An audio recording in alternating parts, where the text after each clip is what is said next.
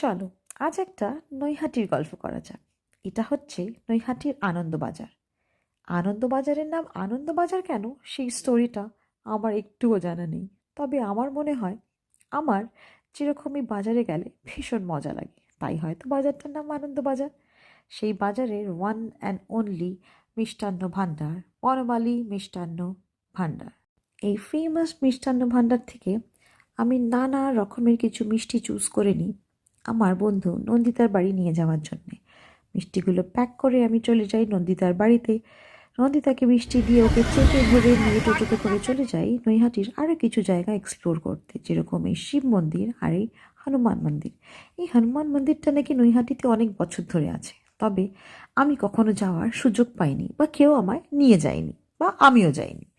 তাই নন্দিতা বলল, চল হনুমান মন্দির তোকে দেখিয়ে আনি। মন্দিরটা ভীষণ সুন্দর আর দারুণ ওয়েল মেনটেন, আর তার পাশেই একটা দারুণ পুকুর আছে। সেখানে আমার ছেলে পাথর ফেলতে লাগলো। তারপরেই চলে গেলাম আমরা একটা ক্যাফেতে, যেটা হচ্ছে মাদ্রালে। ক্যাফেটা খুব ওয়েল মেনটেন্ড নয়, বাট গ্রিনারি দিয়ে সারাউন্ড করা, তাই খারাপ লাগছিল না।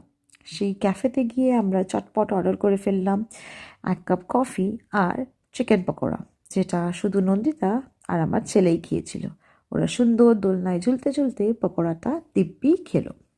আর নৈহাটির কথা বলবো আর আমার ছেলের এই জল ফেলার কথা বলবো না, তা তো হতেই পারে না। এটা হলো ওর ফেভারিট স্পোর্ট। আর দিয়ানের সাথে মারপিট করা, আর তার সাথে হচ্ছে জেঠুর সাথে কম্পিটিশন দিয়ে এক্সারসাইজ করা।